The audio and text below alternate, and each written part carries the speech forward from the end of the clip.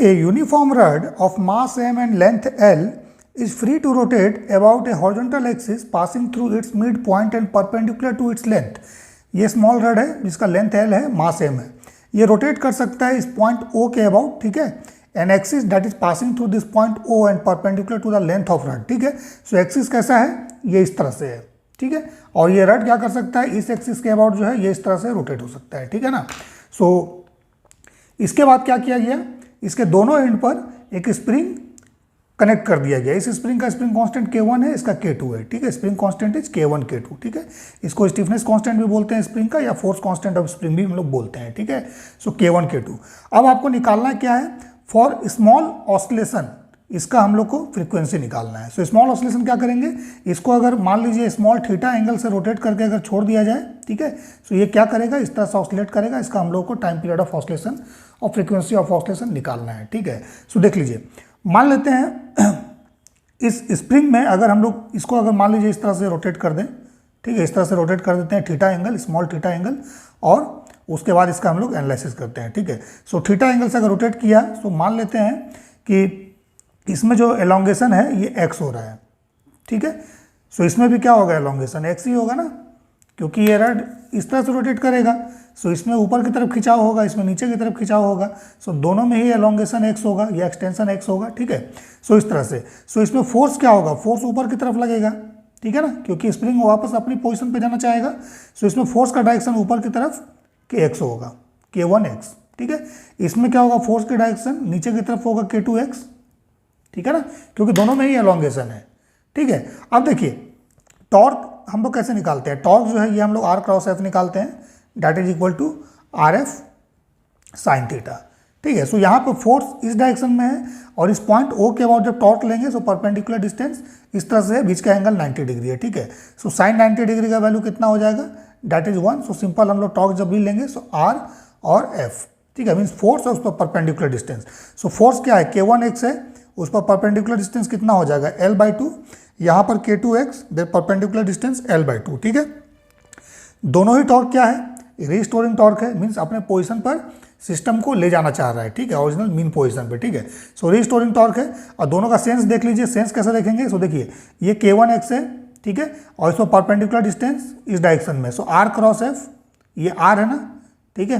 सो R cross F anti clockwise है, इसमें देखिए फोर्स का डायरेक्शन ये वाला है नीचे की तरफ, ठीक है, और इसका परपेंडिकुलर डिस्टेंस ये वाला है, या डिस्टेंस वेक्टर R ये वाला है। सो R क्रॉस F ये भी एंटी क्लॉकवाइज है। सो दोनों ही टॉर्क को हम लोग क्या करेंगे, ऐड करेंगे, ठीक है। सो नेट टाउ जो होगा that is equal to K2x plus K1x, ठीक है, then perpendicular distance so L/2, ठीक है। टॉर्क रिस्टोरिंग है, सो यहाँ पर नेगेटिव साइन लगा देंगे, ठीक है। सो देखिए जब लीनियर ऑसिलेशन होता है सो उसमें हम लोग क्या प्रूफ करते हैं, A is proportional to negative of displacement, ठीक है। सो SHM हम लोग लिख देते हैं कि SHM इज प्रूव्ड, और x का जो कॉफिशिएंट है वो क्या होता है, ओमेगा स्क्वायर, नेगेटिव साइन को हटा के, ठीक है ना, x का जो कॉफिशिएंट है ये ओमेगा स्क्वायर। सिमिलरली अगर लीनियर नहीं एंगुलर ऑसिलेशन है, यहाँ पर कैसा ऑसिलेशन है, ये एंगुलर है, ठीक है, एंगुलर ऑसिलेशन है ये, ठीक है, या रोटेशनल ऑसिलेशन है ये, ठीक है। सो इस तरह के ऑसिलेशन में हम लोग क्या प्रूफ करेंगे, ए की जगह पर अल्फा, अल्फा क्या, angular acceleration, angular acceleration is proportional to, दोनों साइन देखने में एक जैसा लगता है, इसको बिगर लिख दे रहे हैं, proportional to negative of X की जगह पर क्या हो जाएगा, थीटा, थीटा क्या हो जाएगा, ये थीटा क्या हो जाएगा, that is the angular displacement, ठीक है।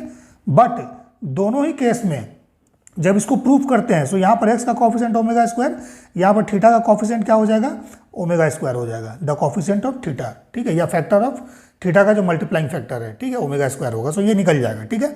सो यहाँ पर ये रोटेशनल केस है, ठीक है, एंगुलर ऑसिलेशन केस है, यहाँ पर इसलिए हम लोग टॉर्क ले रहे हैं। टॉर्क क्या होता है, that is equal to I alpha, ठीक है।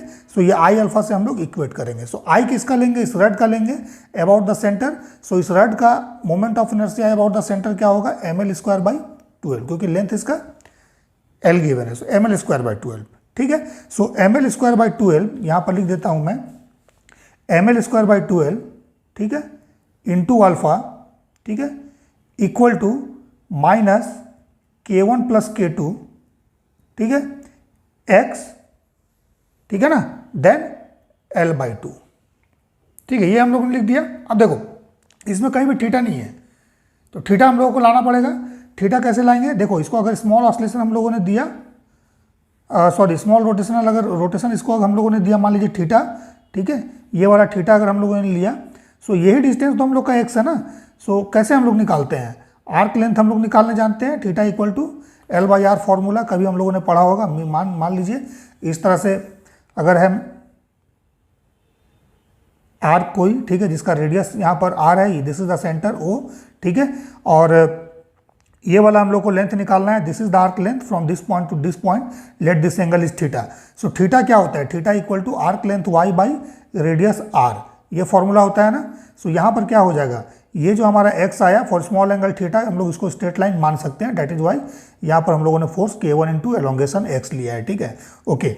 सो यहाँ पर थीटा क्या हो जाएगा, यहाँ पर जो थीटा हमारे पास होगा that is equal to this X, ठीक है, बाई एल बाई टू, यही होगा ना, ठीक है। सो इसका मतलब ये हो गया कि जो x का वैल्यू है this is L by to theta, ये हो जाएगा ना।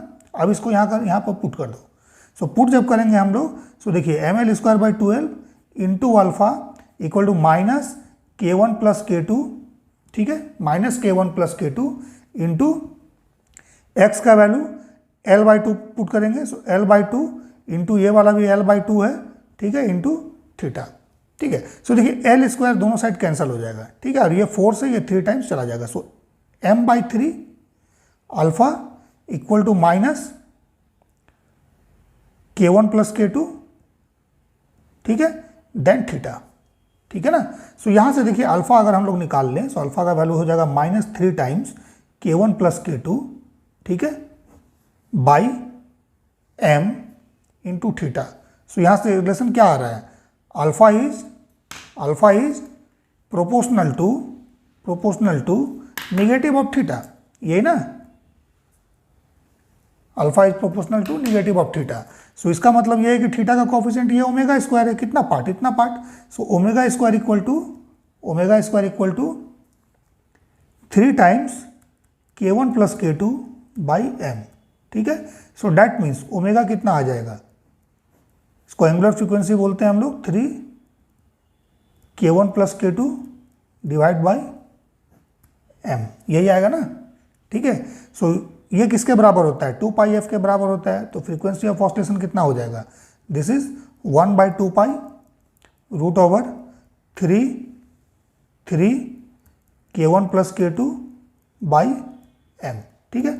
और टाइम पीरियड निकालेंगे, सो टाइम पीरियड हो जाएगा 2 pi root over m by 3 K1 plus K2, ये इसका आंसर होगा, ठीक है ना, ओके। ये तो नॉर्मल टॉर्क लेके निकाले, अगर चाहे तो इसको हम लोग एनर्जी मेथड से भी निकाल सकते हैं। एनर्जी मेथड से कैसे निकालेंगे, सो आइए एनर्जी मेथड से भी देख लीजिए, ठीक है। सो सबसे पहले क्या करेंगे, सिस्टम का पूरा एनर्जी निकालेंगे। सो एनर्जी क्या हो जाएगा, टोटल एनर्जी, ठीक है, मान लीजिए इसको E है। So total energy E equal to कितना हो जाएगा, हाफ, रड का रोटेशन हो रहा है, सो रोटेशनल काइनेटिक एनर्जी उसका होगा, so that is half I omega square. So लिखेंगे I M L square by 12, किसका, रड का, हाफ आई और ओमेगा स्क्वायर, ठीक है। सो ओमेगा स्क्वायर यहाँ लिख दीजिए, बाद में इसका हम वैल्यू पुट कर देंगे। So half K1 x square एक स्प्रिंग के लिए, और दूसरा का स्प्रिंग पोटेंशियल एनर्जी कितना हो जाएगा, half K2 x square. So spring potential energy of first spring, this is spring potential energy of second spring, ठीक है। अब देखिए ओमेगा कितना होगा, सो इस तरह से हमारे पास रड है, रड हमारे पास इस तरह से है और स्प्रिंग यहाँ पे कनेक्टेड है, ठीक है ना, यहाँ पे कनेक्टेड है।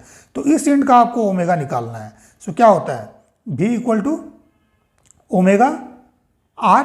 सो यहाँ पर जो इस पॉइंट का जो लीनियर वेलोसिटी होगा इस तरफ क्या होगा, V equal to omega, then R का वैल्यू क्या हो जाएगा, this is L by 2, so omega L by 2।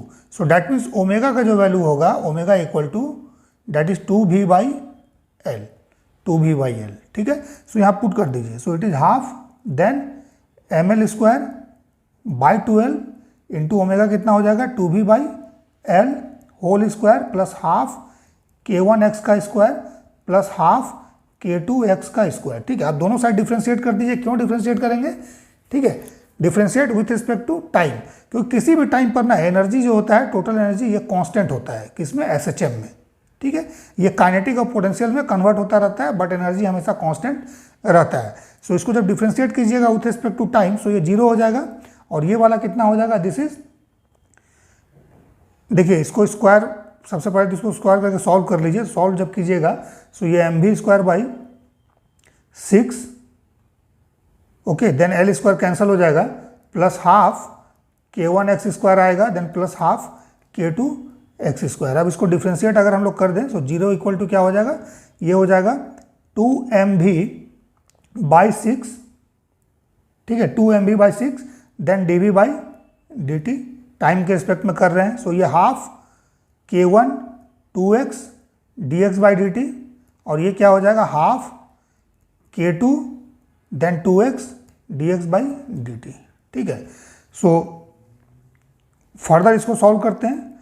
सो कितना हो जाएगा, ये देखिए mv बाई 3a, ठीक है ना, dv बाई dt क्या होगा, एक्सलेशन हो जाएगा, प्लस देखिए यहाँ पर k1x और dx बाई dt को क्या लिख सकते हैं, इस इंड का वेलोसिटी, ठीक है।